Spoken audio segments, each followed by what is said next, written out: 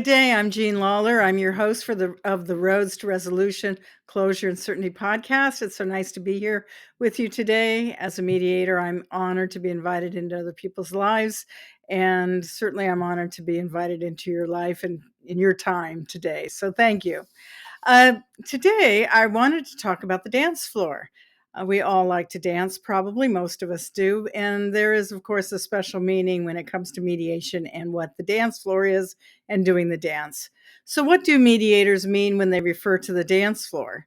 Well, basically, at least what I mean when I refer to the dance floor is the range. If you had a line and then ending points, where are you starting and beginning?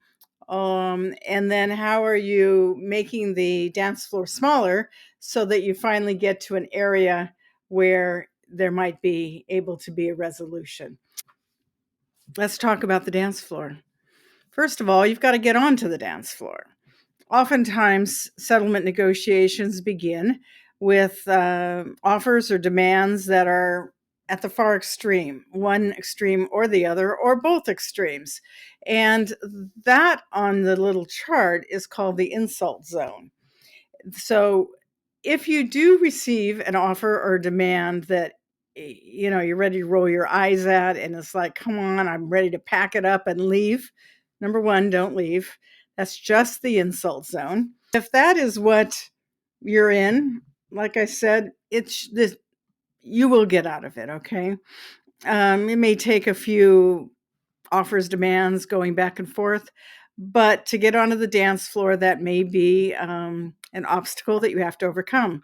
Think back to junior high or the beginning of high school, maybe even the end of high school, the dances that you had at your school. And the boys lined up against one side of the walls, maybe the girls lined up against the other, and how it took a lot of effort, guts, whatever it might be, to move out onto that dance floor. Now, some boys and girls were out there right away. They were maybe the more aggressive ones. Others hung back and needed a little encouragement to get to the center of that dance floor. So just think of that at times when you think of negotiation.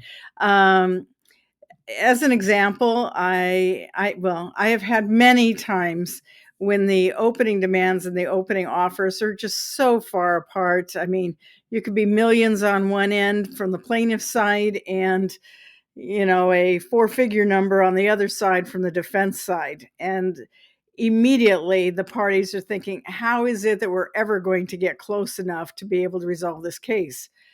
I can just tell you that very oftentimes you can. And so do not give up. In fact, I've heard it said from a plaintiff lawyer that the first three go rounds back and forth, he doesn't even give much credibility to it. It's just trying to get you onto the dance floor where then you can negotiate in one of those other zones that makes sense to get the case settled. So opening demands, opening offers, never accepted. I tell the parties that. I say that. I know their lawyers have heard it before, but I say it for the benefit of the clients and maybe for the lawyers too, because emotions can run high when offers or demands come in that are either much greater or much less than anticipated. And I've even seen where some people just want to get up and walk out, or if they're on Zoom or online, they just want to leave right then and there. I said, no, please stick it out, stick with me. So those are some examples of being in the insult zone. And then the mediator needs to help the parties work their way down into the other zones. That may be a little hard to read when you see that, but those are where you're going. So from insult, you go to credible, then you go to reasonable. And ideally, you can get into the reasonable zone as soon as possible in a mediation, because then you still have some work to do to get into the zone of possible agreement, which is then it may not be the middle of the dance floor. It may be on this side or it may be on this side, but whatever it is, in fact, it probably won't be in the middle, because usually the demands will be very high. The offers will be on the low side, and maybe the high demands have to come down more and the offers are going up in smaller amounts. So you finally reach a dance floor where the parties can be, and they can be negotiating then for a final settlement. Um, so don't walk out. And it's just a number. I've said that so many times. Don't get upset. It's just a number, and it's not the number that the case is going to settle for. Coulda, woulda, shoulda, or what is it? You're wishing for the sun and the moon and the stars doesn't mean that you get the sun and the moon and the stars.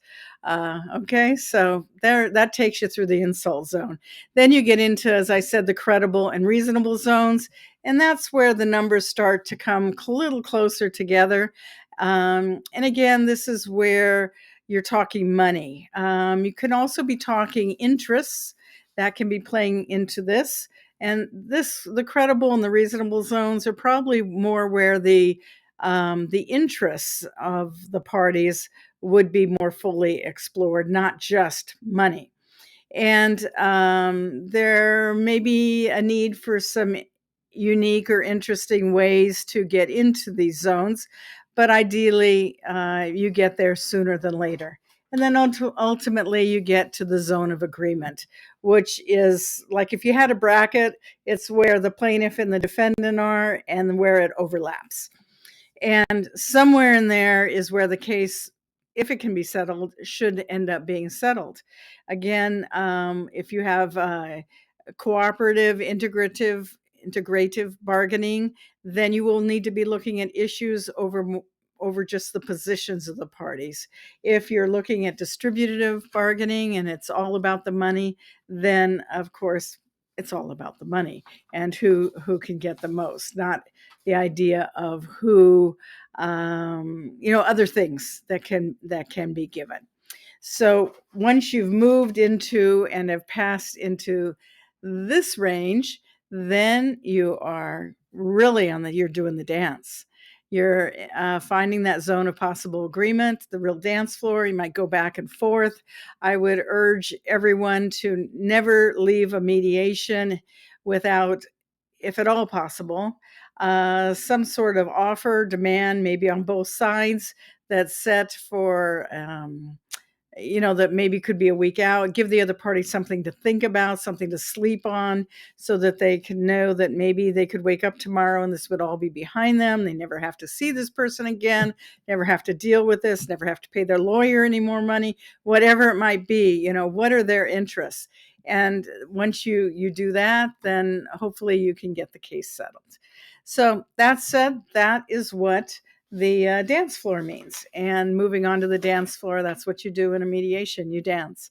So thank you so much for joining me today.